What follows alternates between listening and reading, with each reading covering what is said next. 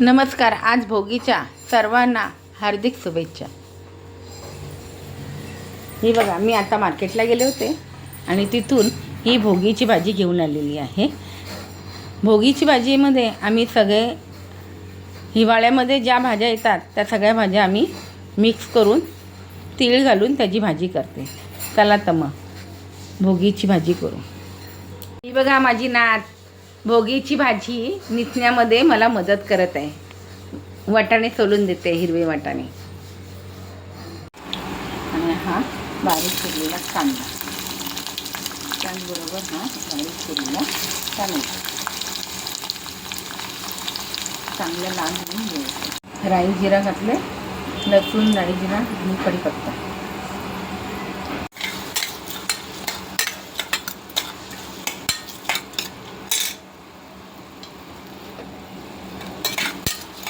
कांदा चवीनुसार मीठ आधीच घालून घेतलं मी थोडंसं.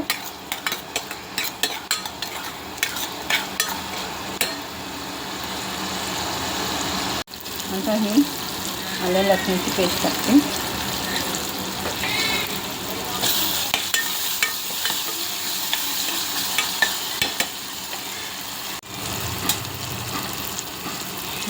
मूलभर हळद अर्धा चमचा,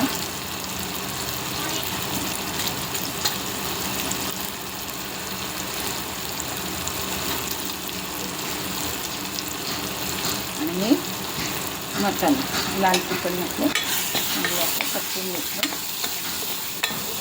तेल चांगलं सुटेपर्यंत मस्त तेल कसं सुटलं. सुका खोबरा भाजून मी त्याचं वाटप करून ठेवलेलं आहे. वाटप टाकते.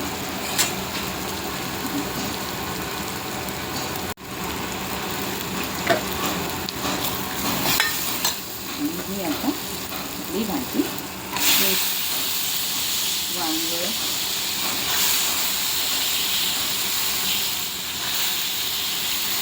वांगे, बटाटे, वांगी, घेवडा, वाटाणा, गाजर, बोर, मोठी जाडी बोर असते, वालाच्या शेंगा, या सगळ्या 7-8 प्रकारच्या मी भाज्या घेतलेल्या आहेत. आता ही भाजी चांगली परतून घेते. आता हे तीळ असे भरपूर त्यात टाकून देते. आमच्या इथे कोकणात म्हणजे पनवेल बाजूला अशी प्रथा आहे की भोगीच्या दिवशी सगळं जेवण तिळात करायचं.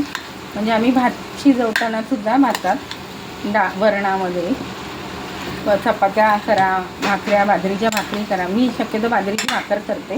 भोगीला अशी मी भाजी करून भाकर करते आणि पण ती भाकर करताना पण तीळ घालते. मी तीही दाखवणार आहे कशी करते ते. आणि मस्त चवदार लागते.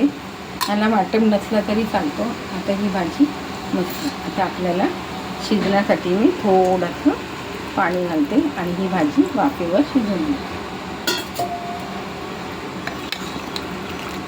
मी घातलेलं आहे थोडंच, अजून वरतून थोडंसं घालते चवीचे.